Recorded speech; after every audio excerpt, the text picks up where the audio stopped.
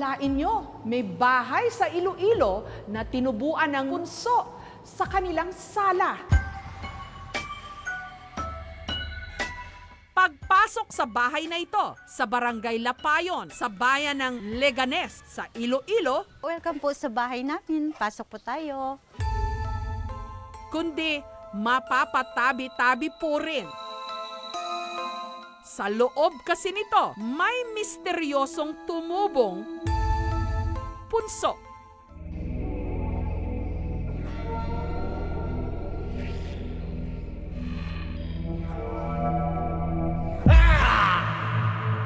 Ayon sa pamahiin nating mga Pilipino, ang punso di umano tirahan ng mga nuno o mga laman lupa.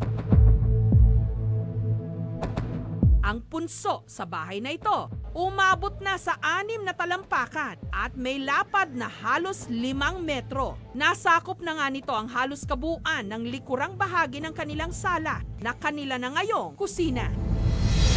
Ang bahay, pag-aari ni Baby. Dati, sampayan namin ito. Dito namin nilalagay yung mga damit na hinangar at nakakatapos lang plansahin.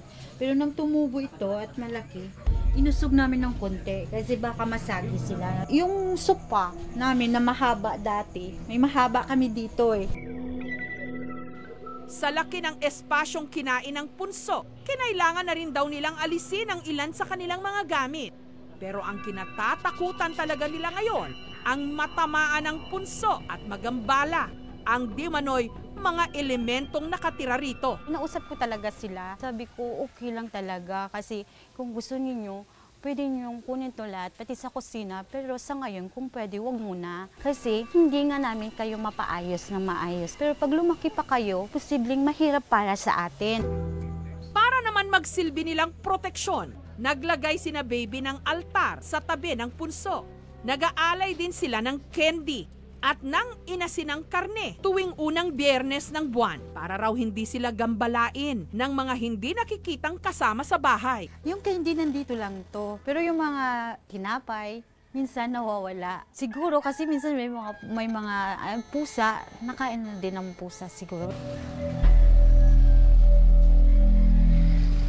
Ang bahay na ito, una raw tinirhan ng biyanan ni Baby na si Tatay Emilio taong 1989. Dati raw itong shelter ng isang non-government organization. Isang maliit na tipak ng lupa lang daw noon ang punso sa tapat ng kanilang bahay na binakuran pa raw noon ni Tatay Emilio hanggang ang punso di umano misteryosong lumipat sa loob mismo ng kanilang bahay. Ang sabi raw ng mga matatanda, pagka ang punso ay nasa loob ng bahay, buwinas daw. Simula raw nung tumubo ang punso sa loob ng kanilang bahay, si Tatay Emilio, buenenas daw. Makita namin na may tumutubo na bagong kwan. Ang sabi ko sa asawa ko, ayos. Sa palagay ko may darating na kwarta. Pagkaraan ng pagkaligan ng mga 3 araw, ayan, ang notice sa amin. Mayroon kang pera sa kwan.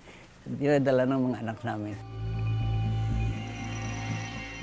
Parang hindi ako naniniwala rin dahil sa ganitong buhay kong mahirap din. Ako happy rin ko dahil 8 anak ko na pag-aral ko. Kakunti lang naman ang kita ko. Taong 2013, ipinamana na ni Tatay Emilio ang bahay sa kanyang anak na si Rodelio, ang mister ni Baby. Pero makalipas lang daw ang 3 buwan, nagsimula nang may magparamdam.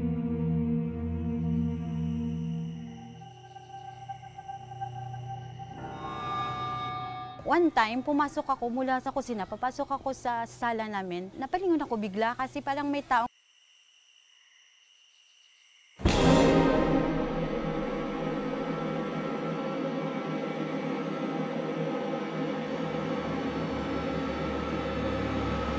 wala akong narinig na sinabi niya, kinalabutan lang ako. Paglingon ko wala, talagang nilingon ko na lang talaga itong punso at saka kinausap. Sabi ko sa kanya, friend, ikaw ba yon? Kita talaga kita, pero okay lang, sabi ko.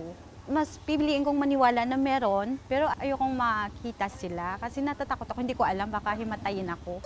Ang hipag naman daw ni Baby na si Krisha, di umano, kinursonada ng nakatira sa punso.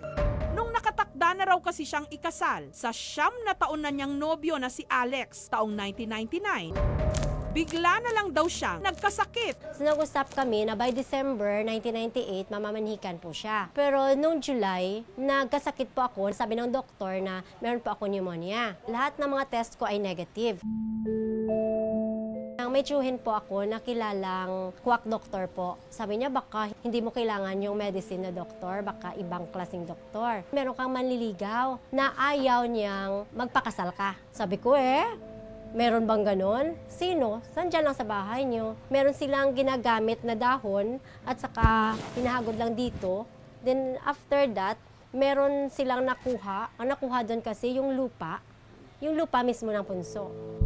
At ayon sa tumingin sa kanilang albularyo, ang mga nakatira raw sa punso, hindi nuno, kundi mga engkanto. Nag-dream ako. Sa gate namin sa school, merong pumasok na tao, na lalaki, na maputing lalaki. Maputi ang damit, puti pati buhok. Yung balbon, puti. Ang mata parang mata ng pusa. Dumating ang time na sabi niya, gusto mo ba talaga nga sila makita? Sabi ko, opo. Gumising ka ng 12 o'clock, tingnan mong punso. Pero takot ako. Kung ayaw mong ganun, kumuha ka ulit ng lupa ng punso, higaan mo ulit. Hanggang si Krishat na naginip. Kung may makita kang, let's say, tao man, or ano man dyan, or yung punso mismo, meaning okay.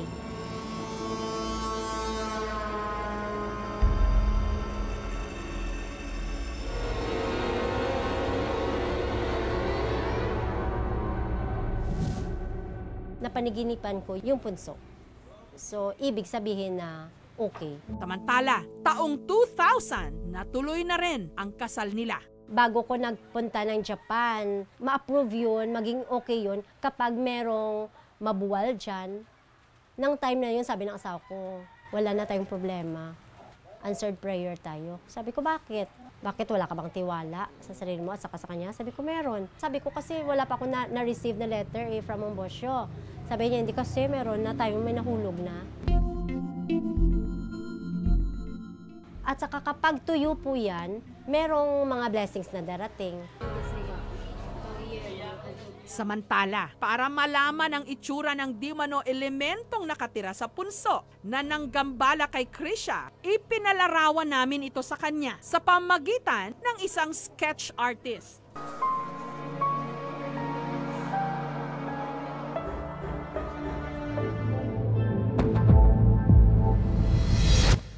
Palasyo para ito. May-ari ng palasyo daw ito. Ilan po sila, ma'am? Marami po. Marami doon sanda. Para sa ating Marami daw sila, kagaya natin, may pamilya din. Ma'am, ano pong itsura nila? maliit. Parang bata. Pero mayroon siyang babae na Taas. matangkad.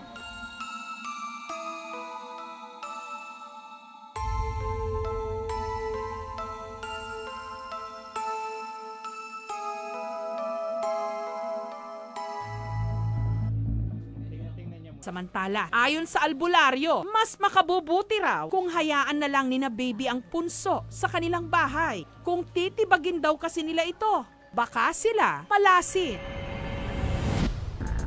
Samantala, ayon kay Ryan Rasgo, entomologist o eksperto sa pag-aaral ng mga insekto mula sa Department of Agriculture sa Region 6, ang punso o tumpok ng lupa na tumubo sa bahay ni na baby, hindi bahay ng nuno o engkanto. Ulitin po natin, hindi bahay ng nuno o engkanto, kundi bunga lang daw ng nakatira ritong microtermites o anay. Yung tinatawag natin na subterranean termites. Subterranean meaning nasa ilalim pa ng lupa, below the soil line. Yung worker lang yung umakyat kasi sila yung gumagawa ng bahay. Pero ito naman kasi medyo dome shape siya.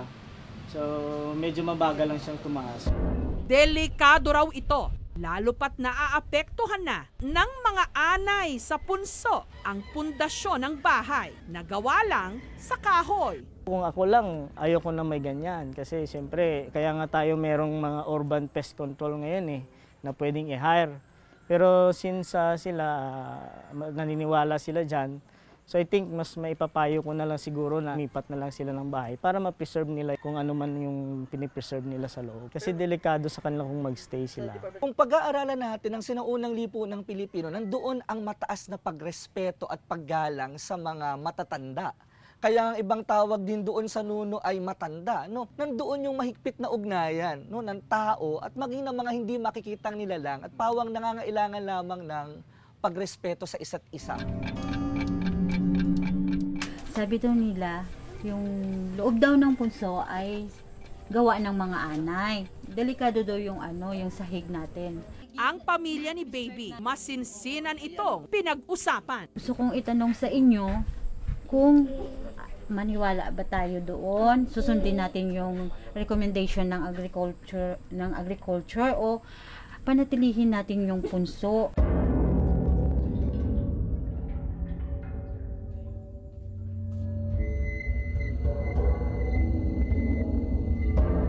Makalipas ang ilang minuto, nagdesisyon sila.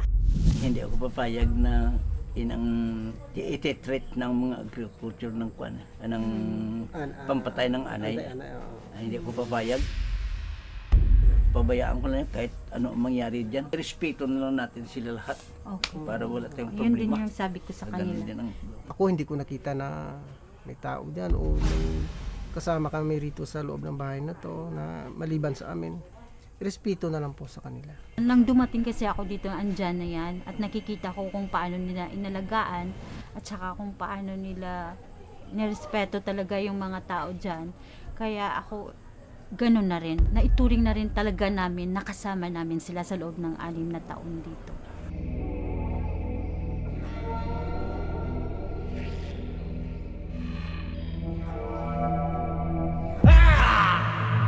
Tabi-tabi po, huwag turo ng turo at baka manuno. Pero ano nga ba ang mas dapat katakutan, pamahiin o kapahamakan?